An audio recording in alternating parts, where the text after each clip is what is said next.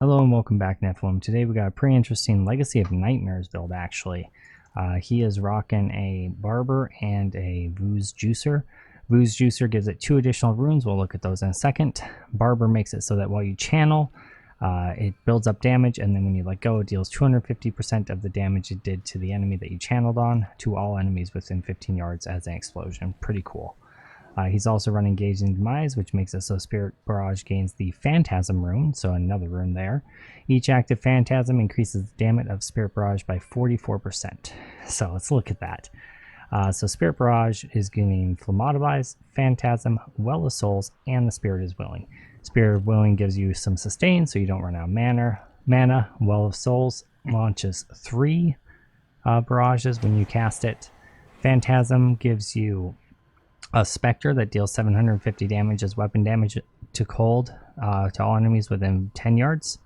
You can have 3 Phantasms at a time, so as you're shooting, you can see them there dancing around doing some cold damage. Pretty cool. And then Phlebotomize gives Phlebotomize? I think I'm saying that right. Gives you life each time your Spirit Barrage hits. Okay. Now when you're channeling, after you let go again, it does burst damage thanks to your Barber that's in the cube.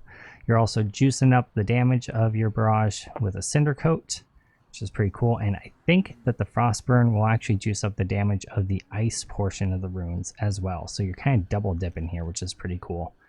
One thing to know again is that we're running Legacy of Nightmares. So for every Ancient he's wearing, he gets 100% more damage and 4% damage reduction. So he's got 1, 2, 3, 4, 5, 6, 7, 8, 9, 10, 11 Ancients. So he's doing 1,100% increased damage as he does his abilities, and he's taking 44% less damage. Damage is not an issue in this build. He does have a COE in the cube, but you don't have to really watch rotations or anything. It's just fire and forget kind of thing. It buffs it when it buffs it. No big deal. You got a huge health pool thanks to the Leoric's Crown and the Amethyst in there. And you got a nice little shield as well as some life regen back thanks to Molten Wildebeest Gizzard. You have a little bit of cooldown reduction for your Gargantuan, I guess. I don't know. Gives you some dodge also with the Gorgaka Swiftness. And he's got some Esoteric Alteration to make himself a bit tougher as he runs through. He's also immune to all immobility and freeze effects. Alright, so that's basically all we need to talk about for gearing. Hex will drop down a fetish that will basically turn the enemies into pigs so they can't do attacks, and will take 15% more damage. Try to use this on the elites when you can. 15-second cooldown should be up for every elite, especially with your Gorgok. The Gargantuan you throw down, he'll follow you around. He's going to enrage whenever he sees an elite, and move faster, attack faster, and do extra damage. So, good stuff. Your dogs are going to help split your damage so you don't take too much damage. And then your Soul Harvest will give you more armor, again, so you don't take more damage.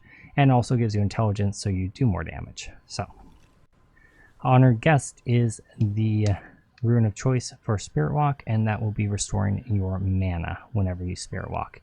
Spirit Walk can also be helpful to move through enemies if you get stuck on some of them.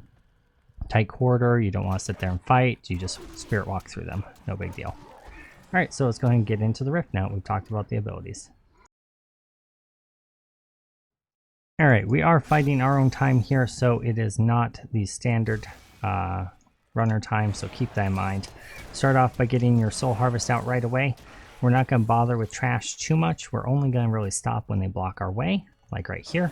They block our way, so I'm going to throw that stuff out to just get by them. Otherwise, we're not going to worry about it. Okay, and grab those, and we're going to move through them. We're not going to wait for the explosions. We're just going to keep on moving. Now there's a little bit of good trash here, good density, so we are going to clear that stuff. Elite right there. Grab his globes. He warped me backwards. That was quite rude. Don't go up that path. That path is a long, winding dead end that you don't need any part of in your life. Try to keep your Soul Harvest up. Don't let it drop like I did. Don't be like me.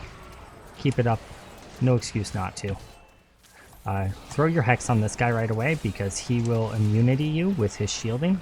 Don't bother with his ads. They're a waste of time. They'll just shield and annoy you.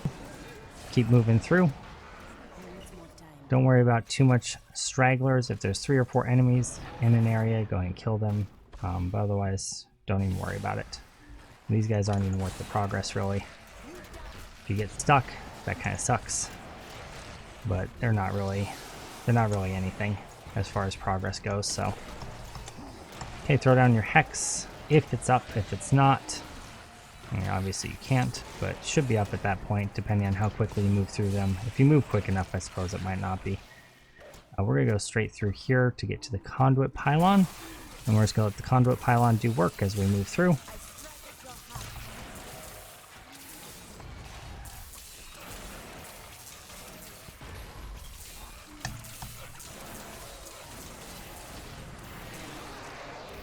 Spirit walk back through to get out safely. The bulls are definitely worth killing, so take a second and kill them. And then there's another elite right up here. He is also going to explode on us, so try to grab his stuff and then spirit walk if you need to get out safely.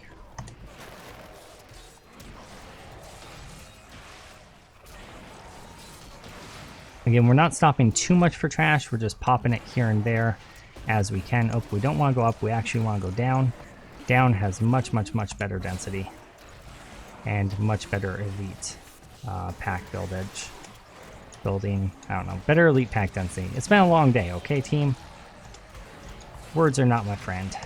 Spent all day today in my day job messing around with nonsense. It was kind of a depressing day, actually. Okay, blow those guys up as quick as you can. We have another elite right here that we're going to blow up as quick as we can. I'm actually going to use my hex on them because they can spread out and be quite annoying, and I want to just blow them up as quick.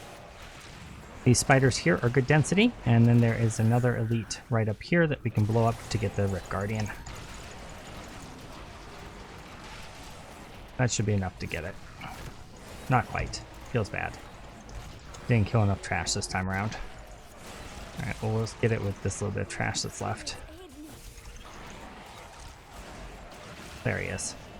And then to kill the Rift Guardian, just channel, let go, channel, let go, and he's done.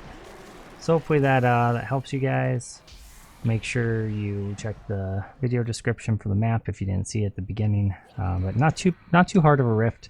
Just kind of some elite hunting that you need to do to get it down. And yeah, use the map. This is a big thing. If you go the wrong way on level 2, it'll take you much longer to get done. You'll end up going into floor 3. Make sure you go down when there's the branching path of down or up. So I hope this helps you guys. If it does, make sure you leave a like, favorite, share, subscribe, all that good stuff.